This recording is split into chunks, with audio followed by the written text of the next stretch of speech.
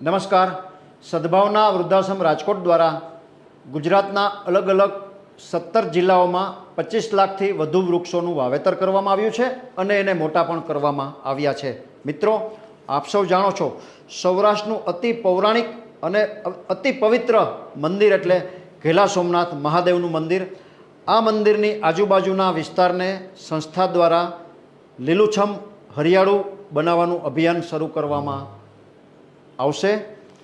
માત્ર બિલ્લીના જ વૃક્ષો વાવવામાં આવશે. બિલ્લીના તો અનેક ફાયદાઓ છે. બિલ્લીના અમુક ફાયદાઓ હું આપને જણાવું છું. બિલ્લીના વૃક્ષના સ્પર્શ માત્રથી આપણા પાપોનો સંપૂર્ણ નાશ થાય છે. આ વૃક્ષની પરિક્રમા કરવાથી બધા જ તીર્થોના દર્શનનું પુણ્ય આપણને પ્રાપ્ત થાય છે. બિલ્લીનું ઝાડ વાવવાથી લક્ષ્મીજીની અસીમ કૃપા આપણા ઉપર થાય છે. ઝાડના દર્શન માત્રથી આપણું કલ્યાણ થાય છે. બિલ્લીનું એક વૃક્ષ વાવી અને મોટું કરવાથી 1 કરોડ શિવાલય નિર્માણનું આપણને પુણ્ય પ્રાપ્ત થાય છે. બિલ્લીના પાનથી શંકરની પૂજા કરવાથી શાંતિ, સમૃદ્ધિ અને સંતતિમાં વધારો થાય છે. બિલ્લીનું વૃક્ષ સાક્ષાત મહાદેવનું જ સ્વરૂપ છે.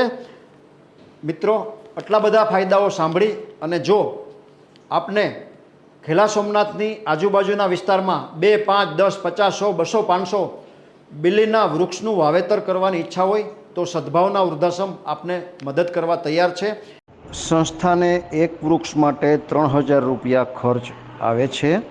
સંસ્થા પાસે અત્યારે 1500 રૂપિયાના એક વૃક્ષ દીઠના દાતા છે. એટલા માટે આપ 1500 રૂપિયા આપી સહયોગી દાતા બની એક વૃક્ષ વાવવાનું પુણ્ય મેળવી શકો છો. આપના નામની વૃક્ષ ઉપર તકતી લગાડવામાં આવશે. દર 3 મહિને એ ઝાડ કેવડું થયું એનું રિપોર્ટિંગ કરવામાં આવશે. લાઈવ લોકેશન પણ મોકલવામાં આવશે. જે કોઈ ભામાશાને, જે કોઈ સમાજના શ્રેષ્ઠીઓને, વૃક્ષ પ્રેમી મિત્રોને ઘેલા સોમનાથ પરિસરને લીલુંછમ બનાવવામાં રસ હોય તે અમારો સંપર્ક કરી શકે છે. Mobile number 9825077306. સમગ્ર ગુજરાતને હરિયાળું લીલુંછમ બનાવવાના અભિયાનનો આ શોર્ટ વિડીયો આપના ગ્રુપમાં વારંવાર શેર કરી આપ સૌ પુણ્યના ચોક્કસ હિસ્સેદાર થજો એવી આપ સૌને પ્રાર્થના.